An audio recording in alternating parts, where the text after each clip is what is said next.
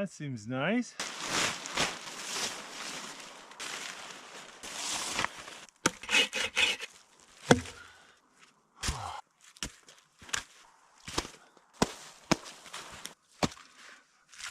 I brought along a couple caribou hides. I'm gonna lay them down on the wood to help protect my sleeping bag and to give me some insulation. This caribou hide is a really good insulator.